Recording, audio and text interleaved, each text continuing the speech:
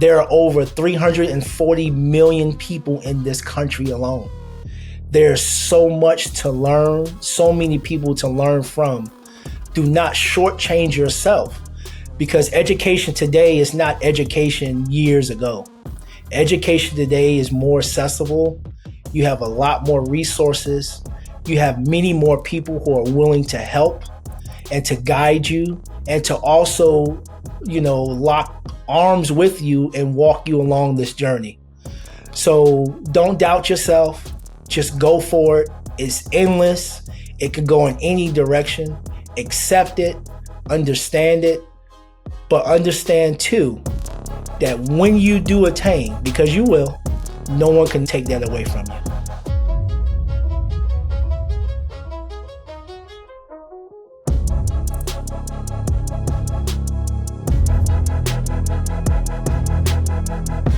Welcome to the Degrees of Success podcast. I am your host, Keith Chandler.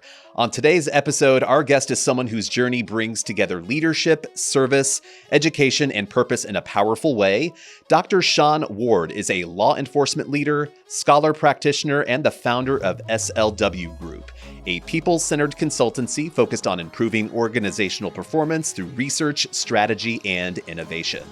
With more than 20 years of experience in policing and public safety leadership, Dr. Ward has served in critical supervisory and training roles and continues to influence the profession through evidence-based practice. He holds a doctorate in organizational leadership, where his research examined how leadership behaviors impact motivation among law enforcement supervisors, and he brings that scholarship directly into real-world application. Beyond his professional work, Dr. Ward is deeply committed to mentoring, personal development, and service. Values all shaped early in life by faith, family, influence, and reinforced throughout his career. Today, we're going to explore his journey, his leadership philosophy, and what success really looks like when purpose and preparation come together. So let's get started. Dr. Shaun Ward, welcome to Degrees of Success. Thank you so much. It's a pleasure to be with you and everyone else who's listening and who will listen. This is a great opportunity to share, and I'm looking forward to the discussion. I want to go kind of back in time a little bit, if you don't mind. I know you mentioned you're from New Jersey. You come from a big family, and not just that, a big military family. So curious, how does a kid make his voice heard amongst a big, loud military family in Newark, New Jersey? Wow, that's interesting because there's so many dynamics. But let's walk this, and then we can jog and run, right? So born and raised in Newark, New Jersey, with a big family, a lot of family who are related by blood and related by love, and with that, many of them were servicemen and women. You also have many of them in law enforcement, so public service was among me. And for me, being around service, being around family members, that really just gravitated towards me, to hear those stories, to be able to help provide solutions for people, to be able to develop connections and relationships, to provide resources for people who might not have those opportunities because of access, right? So just seeing that, living it, being a product of it myself, and that atmosphere was just everywhere that I went, both in New Jersey, and even when I left at the age of 15 to go to South Carolina to live with my aunt and uncle. He was a career serviceman. In fact, he was in the Air Force, and his final destination was Charleston because he retired there. So it followed me along the way, and I knew that my trajectory was going to be somewhere, either military or public safety. And so I was just inherent to it. I wanted to continue to continue that journey, to be that next generation of family and friends along that path. I'm curious as to what your relationship was like with education in like elementary, high school. What were your early kind of career aspirations before you ended up going on to college? Education was something that was instilled in me very young. because I was told, and I firmly believe, that's something that no one can never take away from you. Knowledge is something that can never be erased from your mind. And because of that, we stayed in school, my siblings and I.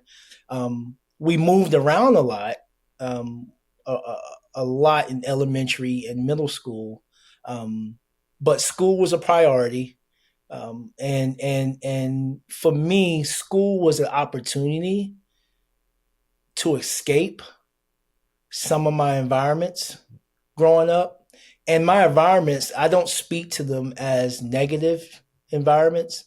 I just speak to them as environments in which I knew that could be better, right? Yes, we have wonderful moments of laughter, wonderful moments of love, wonderful moments of just kid experiences, right? But school for me was my way of knowing that there is a way to become better.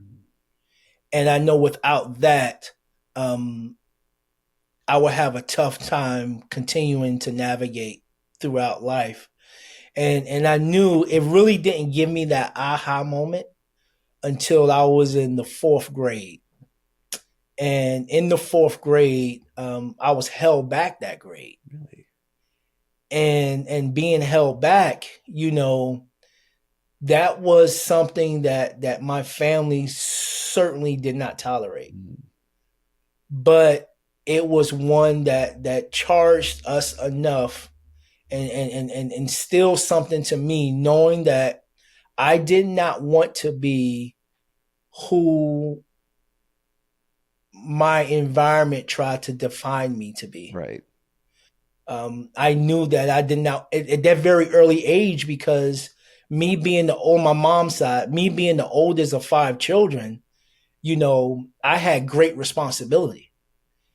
At that time, my mom was a single mother until she married, and then even during that experience, there were some single moments that I had to mature and become, that mentor, that brother to my brother and sisters, right? And I had to help mom out. So a lot of my youth, I did not have as traditionally as others. I had moments, but my reality was more of being the big brother, being the supporter, being the one that helped with homeworks and school, as much as I was needed, right?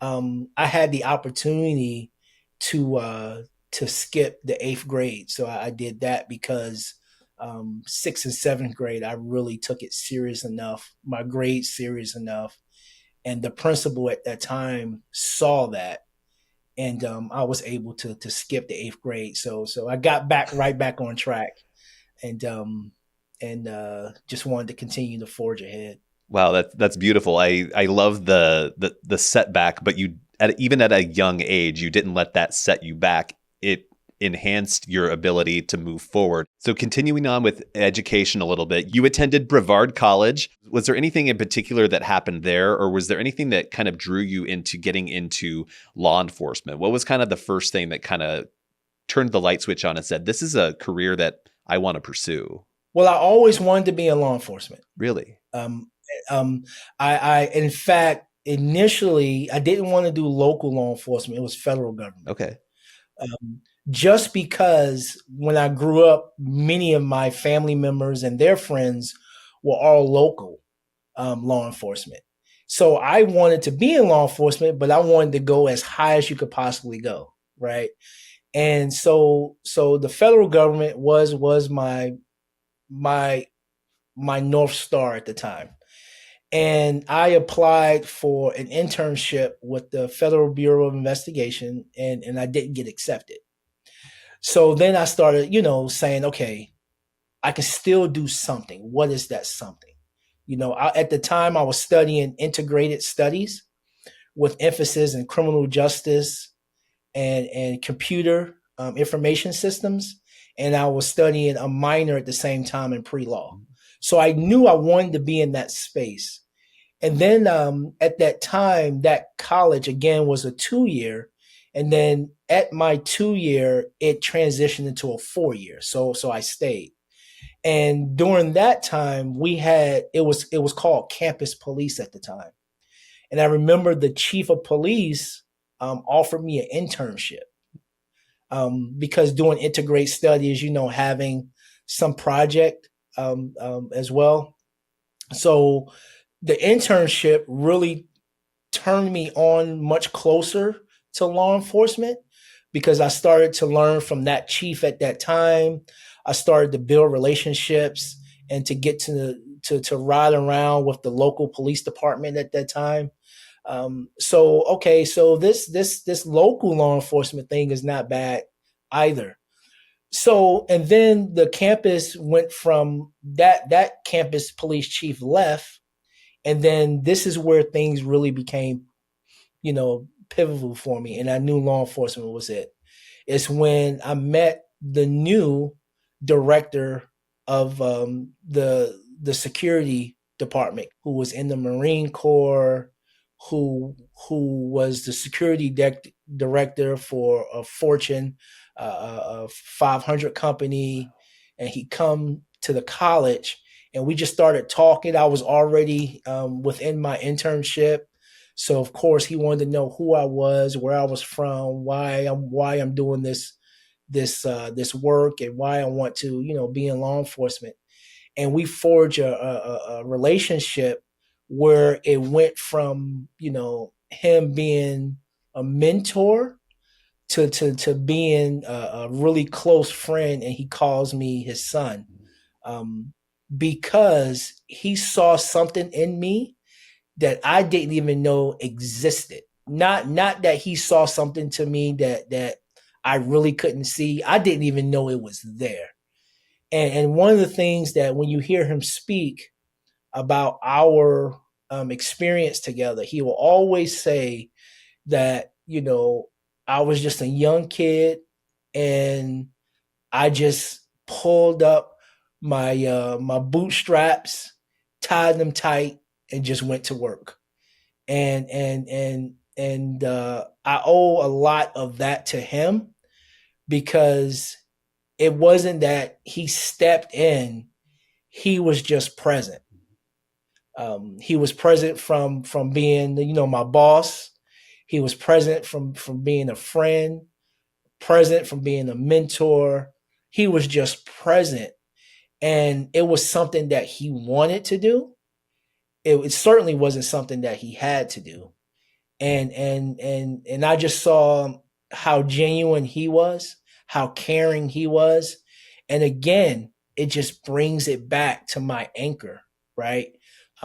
Being able to just love people and doing the right things for the right reasons, not looking to try to benefit, because the benefit in itself is the relationship.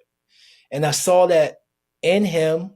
I bring my grandmother, I bring him, I bring my mom, I bring, family and friends throughout my life. And that is my North Star. That will always remain my North Star, because I just love people. The word no doesn't exist for me. If it's no, it just means not right now. Or if it's no, it just means okay, let's adjust to get a yes. So for me, my life's journey, personal and professional, is one that's centered around people. One that's centered around, you know, trying to develop and find solutions, not just for the short term, but how can we sustain them along the way? And as we do that, how can we bring people with us so we can be a force multiplier? So the problem we once had is a problem that we can try our best for it to not to resurface, because not only the solutions, but we have the people behind it. I love that motivation, especially for the career in law enforcement. I think it takes that level of empathy to really lead with that type of service mindset. You did serve as a police officer, active for many years. I'm kind of curious as to what kind of major things did you learn whenever you were actually boots on the ground as a law enforcement officer? Was there anything that kind of surprised you about the profession that you didn't know before you actually got involved with the work on the ground? Yes. So what surprised me was how needed um, police officers are Mm, in this work, for so many different reasons, right? Not just arresting people or writing citations, but truly being that medium for folks who are going through the toughest times in their life. yeah. And regardless of the level of emergency that they may perceive it to be, it is still an emergency to them. And oftentimes we're folks first line of defense, last line of defense. you know we are those connectors, right? Whether it's connectors to, you know, problem solving from criminal behavior, whether it's a connector for providing resources or connecting them with a certain group, or being able to, you know, transport them, take them, escort them to a location when they feel safe. That's what policing is. And it's not really, I don't like the word policing, although that's in the name, right? That's what service is, Yeah. right? That's just what it is. Public You know, service. you, Yeah. you right. You cannot get into this work without serving on every level in every capacity.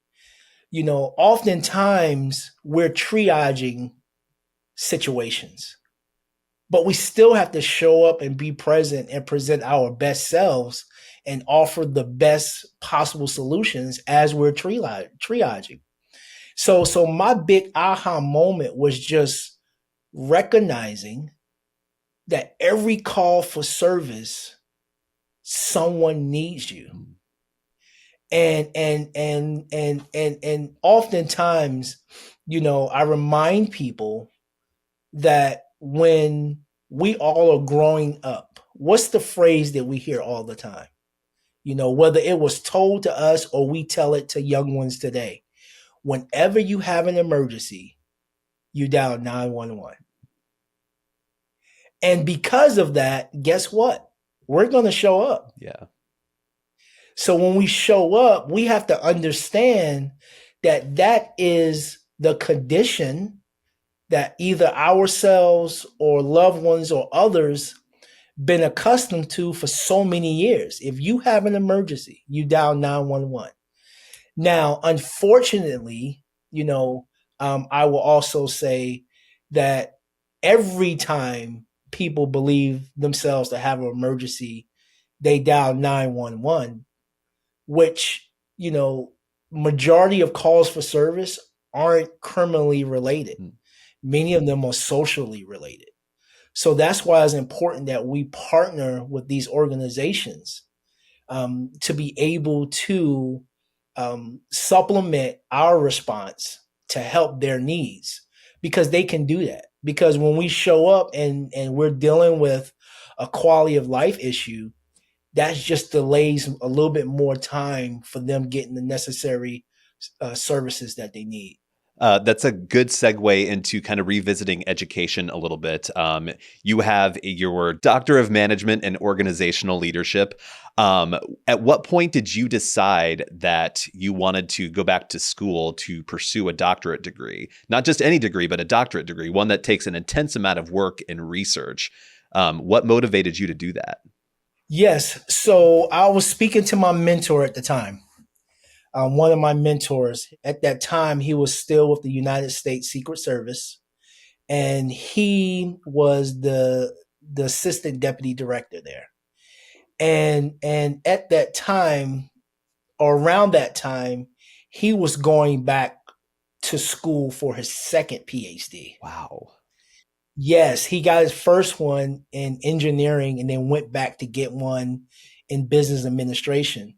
So as we were talking throughout that conversation, I had a young daughter at the time. She was still a toddler. And again, it goes back to Shaun. For one, there's a small percentage of the country's population who has this level of education.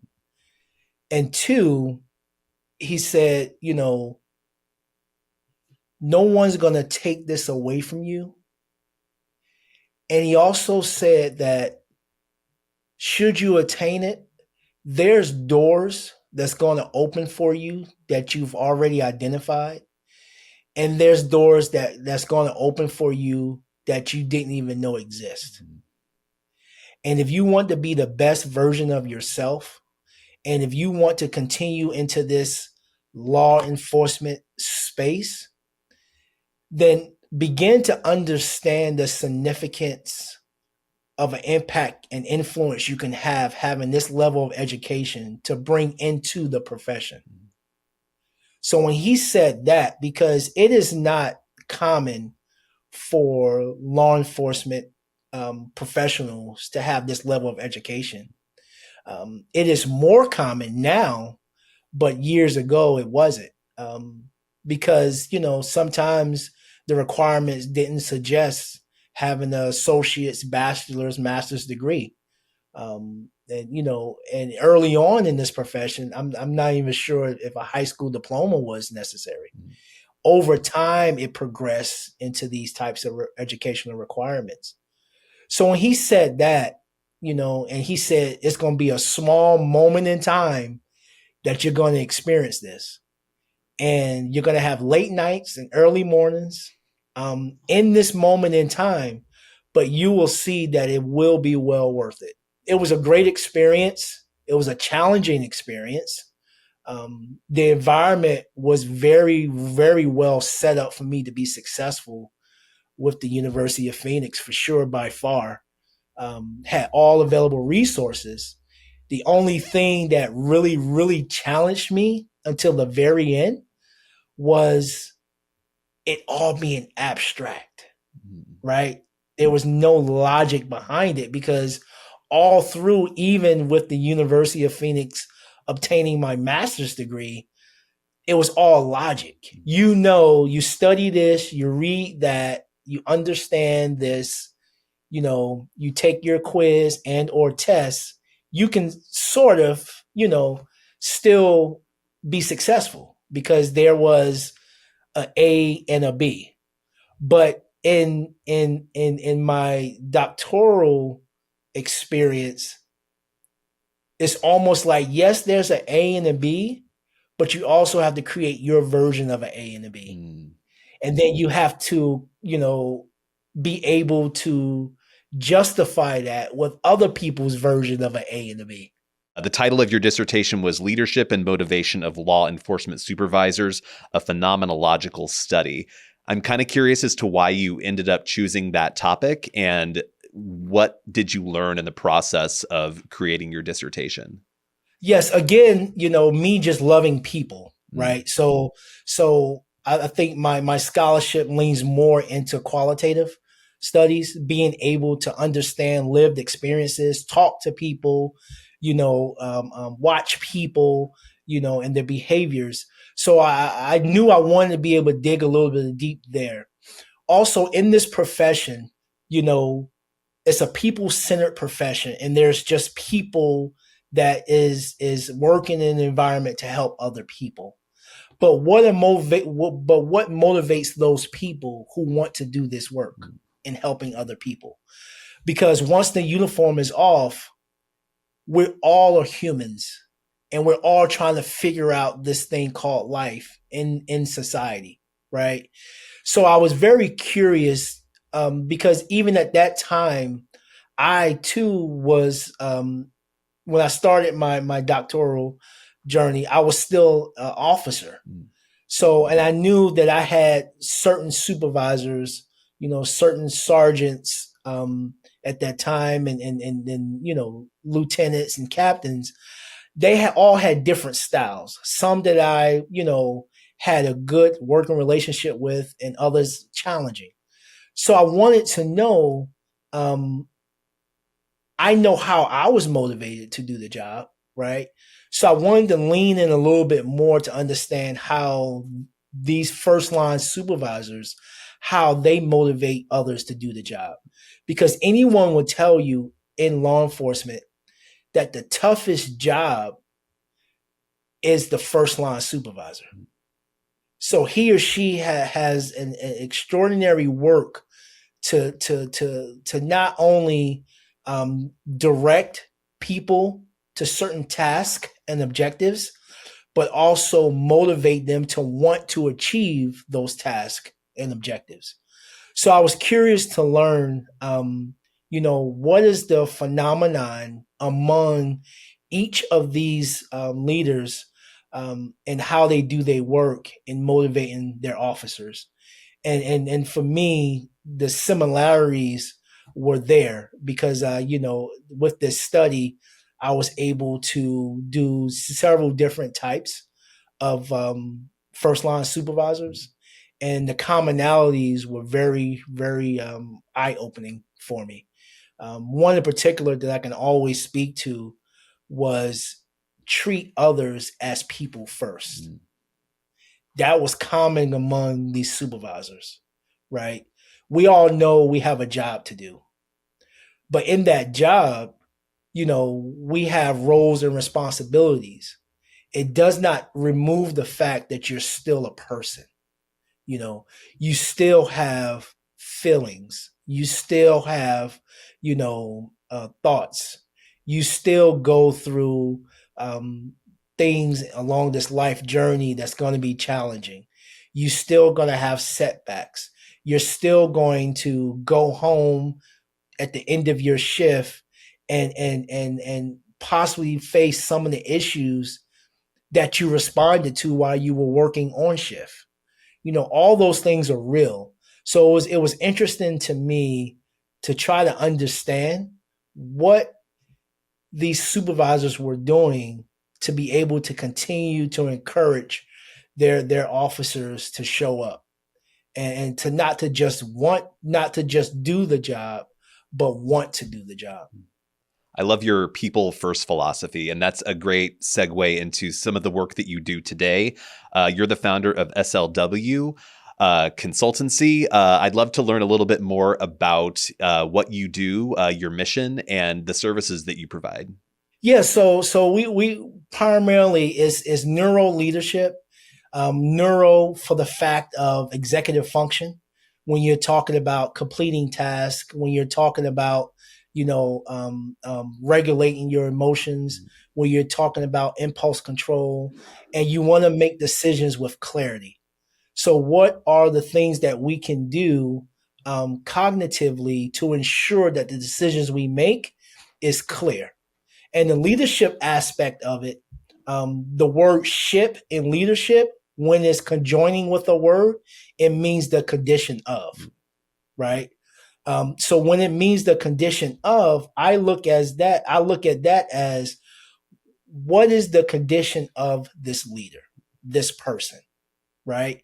And for me, it's not all physical. It's not all emotional. A lot of it has to do with your mental makeup. So as we start to wrap up the interview today, it's the 50th anniversary of the University of Phoenix. We're over 1 million alum strong. You're one of those great alumni that we get to speak to and feature. What advice do you have for any of our listeners either looking to pursue a degree or kind of reach the next level in their careers or their educational pursuits? Do it. And I say do it because when you don't do it, then you delay what could have been. Oftentimes when you don't do it, you deny yourself access and opportunities, whether the ones that you know exist, even the doors that you don't even know exist. There are over 340 million people in this country alone. There's so much to learn, so many people to learn from. Do not shortchange yourself.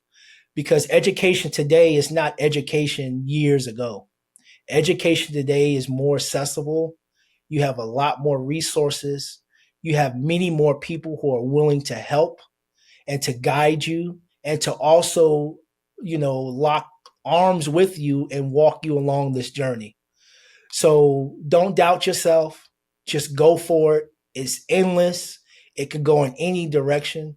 Accept it, understand it, but understand too that when you do attain, because you will, no one can never take that away from you.